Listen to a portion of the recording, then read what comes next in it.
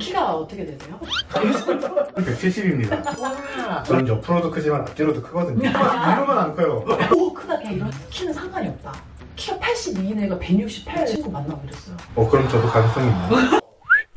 170의 이제 사장님과 180의 여자 조이가 같이 한번 대화를 해보도록 하겠습니다.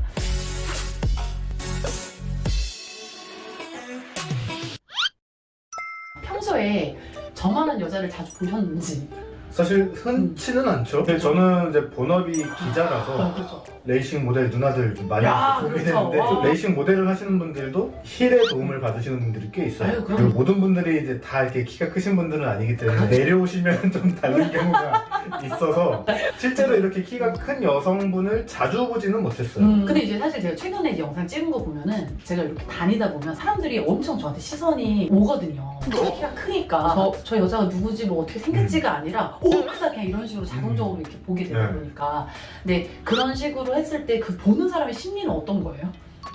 제가 키 큰 그 여자 영상 올렸을 때도 댓글에 저처럼 키가 크신 분들이 하는 얘기가 동물원의 원숭이가 된 거 같아요. 내 뒤에 와서 키를 대본다고 와 엄청 커, 와 엄청 크다, 와 뒤에 와서 이렇게 키 대보는 느낌도 들거든요 사실. 근데 그게 여자 입장에서 조금 스트레스가 있고 그런 게 있긴 한데 막상 보는 입장은 어떠신 것 같아요? 근데 진짜로 궁금한 게 뒤에 몰래 와서 키 재고 가는 사람이 있어요? 아유 그럼요. 제일 상처받았던 거는 횡단보도에 제가 고등학교 1학년 때인가 서 있는데 그 남자애들 무리가 있었어요. 딱 봐도 다 고만고만했는데 키를 이렇게 한 명이 대보고 가는 걸 느꼈어. 그건 뭐 이해하고서 그냥 모른 척하고 핸드폰을 보고 있었거든요. 그랬더니 야 아니야 넌 좀 작아, 내가 가볼게. 또 다른 애 가서 또 대보는데 제가 고개를 돌리니까 그러더니 이제 또 그냥 아무 일도 없었던 것처럼. 커서도 사실 많았었거든요.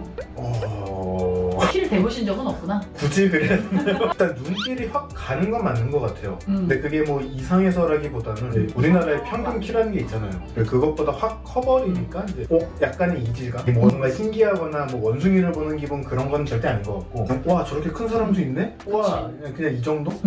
와. 키 큰 이성에 대해서는 어떻게 생각하세요? 그러니까 이거는 약간 남자분들 심리하고 좀 연결이 될 것 같아요. 커야 되고 좀 덩치가 있어야 되고 그래야 되는 건 아니겠지만 그래서 좀 지지대 같은 존재가 되고 싶은 거? 안아주거나 보듬어줄 수 있는 존재가 될 수 있으면 좋겠다 이런 생각을 많이 하는데 반대로 반대로 만약에 저한테 키 큰 여자가 키 작은 남자를 봤을 때 그 이성의 기준이 어떤가요를 많이 물어본다면 저는 확고하게 말할 수 있거든요. 키는 상관이 없다. 왜냐면 나보다 큰 사람을 만나는 게 쉽지가 않아. 그러니까 키는 상관이 없다.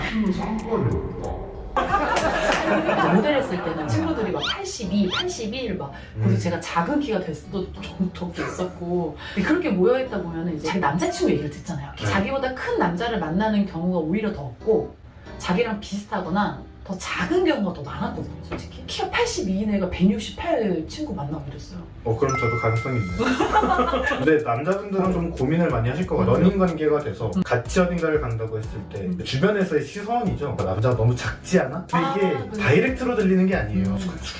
남자가 생각하는 로망 중에는 나보다 작은 여성하고 이제 연애를 하고 싶은 이유 중에 하나는 이게 안아줬을 때 손이 자연스럽게 뒤통수를 받쳐준다거나 그래 그런 거 있어. 근데 속 시원하게 얘기하자면 솔직히 상관이 없다. 오히려 뭐 그런 생각을 할까봐 뭐 조심한다.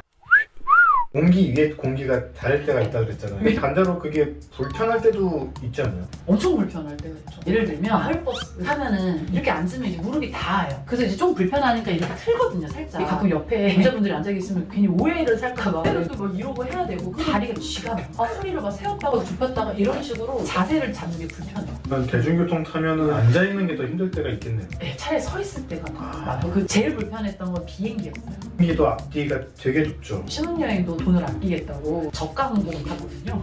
이게 폭이 너무 좁은 거야. 비행이 그때 한 6시간? 근데 6시간 동안은 그러고 있는 거예요. 아 이거 잘 불편했다고 허리도 아파. 그럼 또 다시 이렇게 또 바꾸고 해야 되는데 옆자리에 신랑이 있었잖아요. 저보다 10cm 큰 애가. 우리가 난리였어. 아주 난리. 근데 그러다가 앞에 있는 사람이 의자를 뒤로 젖히는 순간 제가 욕할 뻔 진짜. 이거는 조금 공감이 되는 게 저는 옆으로도 크지만 앞뒤로도 크거든요. 위로만 안 커요. 그래서 저도 비행기를 탈 때 꼭 가능하면은 추가금 내고 이상구 앞자리 그 자리를 선택을 해요. 또 제일 편한 그 대중교통은 정철. 앞에 걸리는 게 그럼 오늘 이렇게 제가 제안을 드렸을 때에도 사실 이게 조금 불편하시면 어떡하지 걱정을 많이 했었거든요. 어떻게 보면 좀 예민할 수 있는 부분이기도 하고 이래서 되게 조심스러웠는데 이렇게 잘 해주신 거 너무 감사합니다. 또 궁금하신 점이 있으시다면 이렇게 아래 댓글로 많이 소통해 주시고요. 구독과 좋아요 꼭 눌러주세요. 영상 만들 때 큰 힘이 됩니다. 감사합니다. 감사합니다. 감사합니다. 그러면 고생하셨습니다. 정말 해본 적이 없잖아. 가본 적은 없어. 와, 설레는 키 차이다. 설레는 키 차이다. 14일 차이 이 정도 되는 거야. 이렇게 된다는 거. 이렇게 되는 거여가지고.